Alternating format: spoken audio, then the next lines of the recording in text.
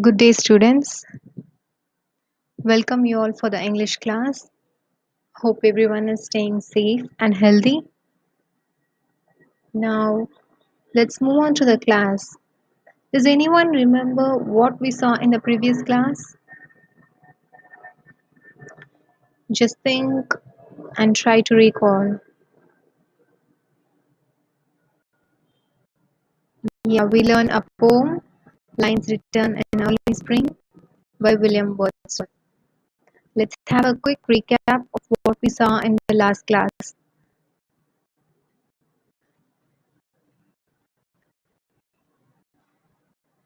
The first stanza of the poem was about the speaker who reclines in a beautiful grove, surrounded by the blended notes of the sweet songs of the birds, and yet, even as he enjoys this scene, it inspires a melancholy mood, and the speaker begins to have dark thoughts or the sad thoughts about humanity, about mankind.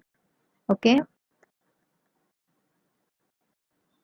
and the second stanza explains that although happy thoughts are prompted by the bird song, so are more sombre ones.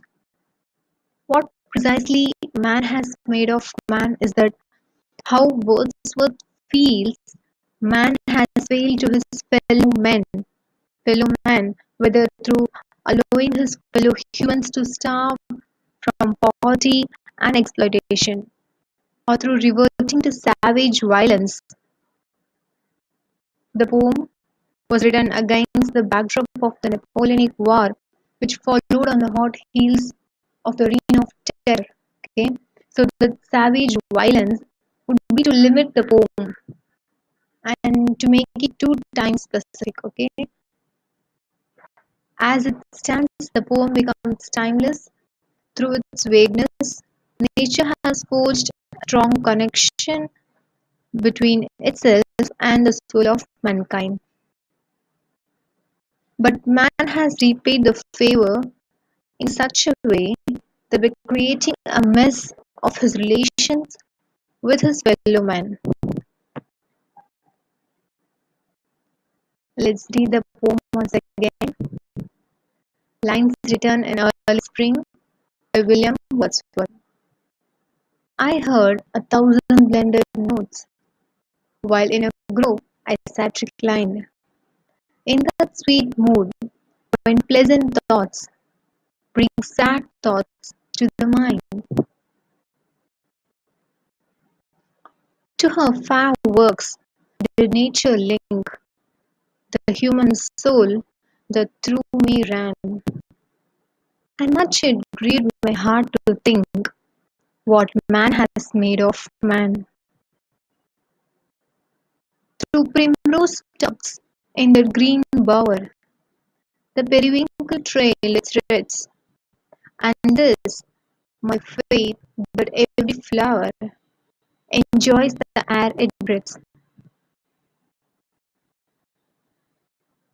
The birds around me hopped and played, their thoughts I cannot measure, but the least motion which they made, it seemed a thrill of pleasure. The budding twigs spread out their fan to catch the breezy air, and I must think, do all I can, that there was pleasure there.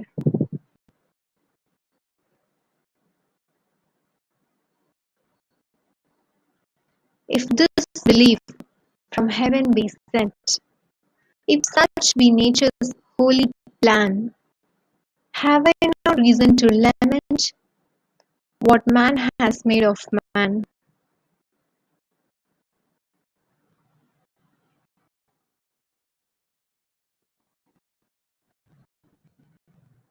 So let's see the third stanza first. Through primrose tufts in the green bower, the periwinkle trailed its threads, and this my faith that every flower enjoys the air it breathes. In this stanza, the speaker observes nature at its peak in all its splendor and beauty. The words primrose and the periwinkle refers to the type of flower in that woodland grove. There was also a green bower in which he was sitting. Wordsworth admires all the flowers around him, like the primrose, the blue of the periwinkle, and also the greenness of the woodland area in which he sits. Okay. The primrose tufts in the green bower, the periwinkle trail its wreath. Here he says that the periwinkle trailed its wreath. Wreath means arrangement of the flowers or leaves. He describes how the periwinkle trains its branches through the grass. He also displays his implication in this development of natural events, expressing his desire for the flowers to rejoice at their existence. And this, my faith, that every flower enjoys the air it breathes. Here we can see personification again when flowers are endowed with particular human abilities such as breathing and enjoying. That's why he says that every flower enjoys the air it breathes. It has given quality like breathing and enjoying. Let's move on to the next one. The birds around me hopped and played.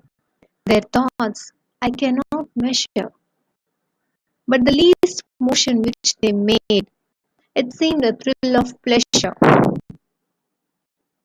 The birds and the twigs on the trees seem to exist in a world of pleasure. The poet continues to observe nature and describes the birds playing and hopping around him. He says he cannot measure their thoughts. He cannot measure what they're thinking. So whatsoever decides, he must tell himself that this is so. This is the way nature is. And nature, in being the work of God, is like this for a reason. Okay? This again shows how Wordsworth gives human attributes to the elements of nature, being the action of thinking and making elaborate thoughts part of the human condition. Okay, but it shows only through his observation. He cannot reach the knowledge of their thinking or their actions. Although by his observation, he supposes his last movement was one expressing pleasure. So that's what he has explained in this stanza. The birds around him hopped and played, and what the poet was not able to measure their thoughts. And the last motion, the last movement which he observed is one that is expressing pleasure. The budding twigs spread out their fan to catch the breezy air, and I must think, do all he can, that there was pleasure there. In this stanza, he provides will to events occurring in nature. The newborn or the budding twigs. Twig here means the small branches that expand to they get the air they need. Like you can see in this picture. See how beautifully the budding twig is extending its leaves to get fresh air. Here is again personification,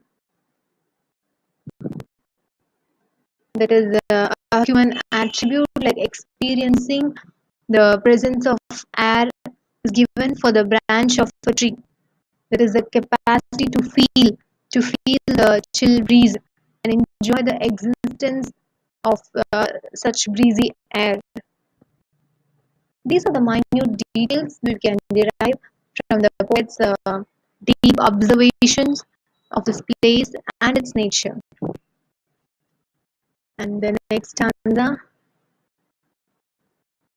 if this belief from heaven be sent, if such be nature's holy plan, have I not reason to lament what man has made of man?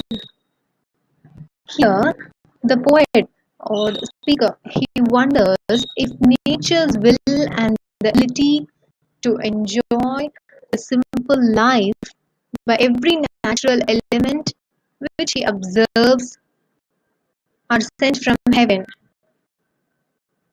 And next, he considers whether it may be a holy plan of nature as well.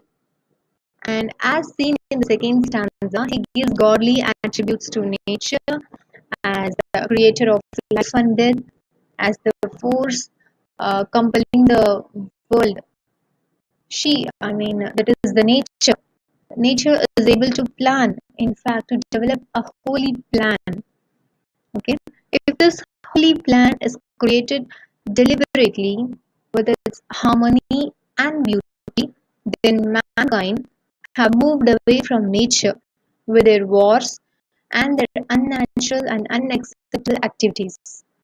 It is because of their action, it is because of this, the poet regrets what man has made of man. Okay, so that's it. Let's go through the literary devices in the poem. Alliteration. Okay, first one is alliteration. Alliteration meaning the repetition of initial consonant sounds in two or more neighboring words or syllables. Here we have alliteration in these lines. Alliteration: what man has made of man. Man made man. M. So these are alliteration words. And this my faith that every flower, the faith and the flower has the initial consonant as same. So the FF should be underlined and marked as alliterating words. And the next one is personification, giving human characteristic to a non-living thing or personifying with the names. It is a figure of speech in which the non-human objects are portrayed in such a way that we feel they have the ability to act like human beings. Okay, when we were reading the poem of William Wordsworth in the previous stanza, he says that the budding twigs spread out their fan. Yeah, right. So they enjoy the breezy air. They experience the presence of cool breezy air.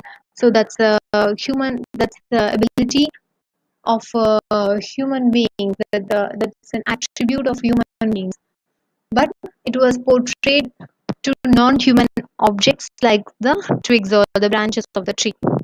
Okay. Here we have: to her fair works, the nature link. Nature is portrayed with the works done done by the nature. Okay, so that's why the poet has used her to represent or to indicate nature. Okay, and this my faith that every flower enjoys the air it breathes. Okay, the flower is given a human attribute like breathing, so that comes under personification. And then the budding twigs spread out their fan to catch the breezy air. Already we saw this. So the twigs are given human attribute like experiencing or the capacity to feel the fresh air. Okay, that's it for the literary appreciation of this poem.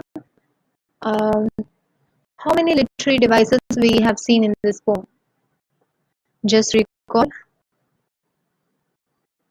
Yeah, two. one is the alliteration, and then the personification.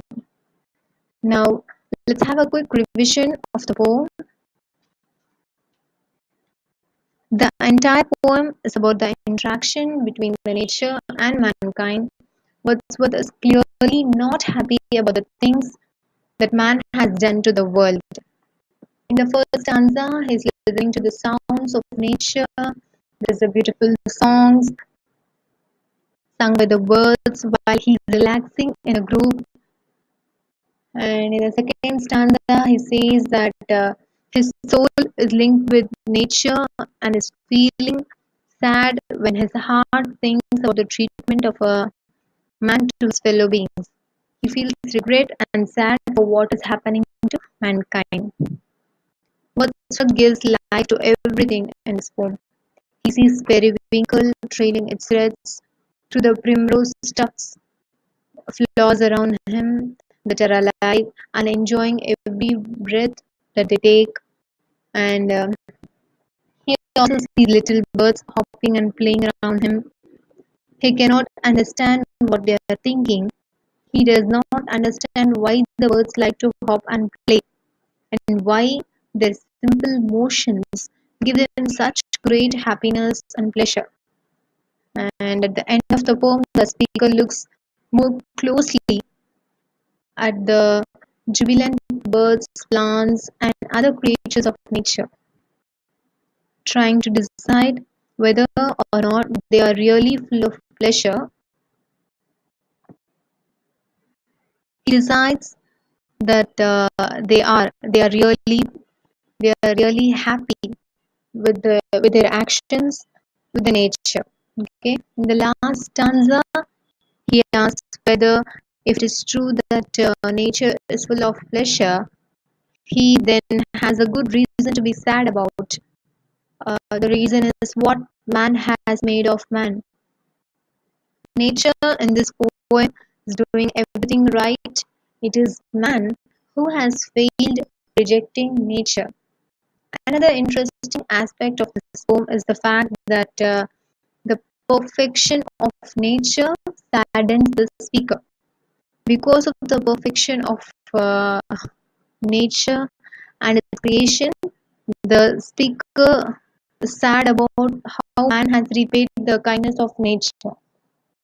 Wordsworth was concerned about social problems, and that's why he has said what men have made of man, despite all the marvelous surroundings that nature offers us. Okay, hope you all have understood the poem well. Now, this is a piece of written note by the poet William Wordsworth himself, which he wrote after 40 years of writing this poem, lines written in early spring. Okay, when he was recalling about the scenery and the place after 40 years it's been written. This is a real expression of his nostalgic feeling, which I thought to share with you all. Okay, so let's read it.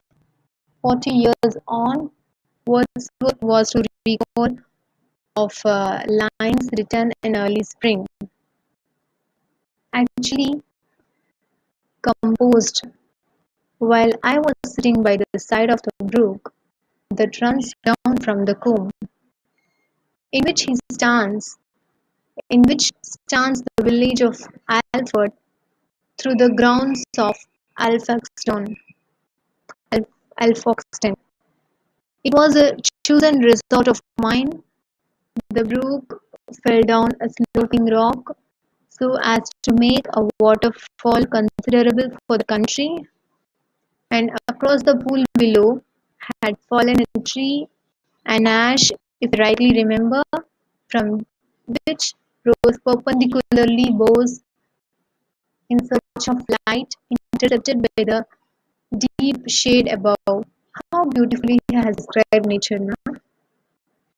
So this note is included in excellent edition of Wordsworth's poem, The Major Works. Okay, thank you, students. Hope you all are staying safe. safe at your homes. Thank you.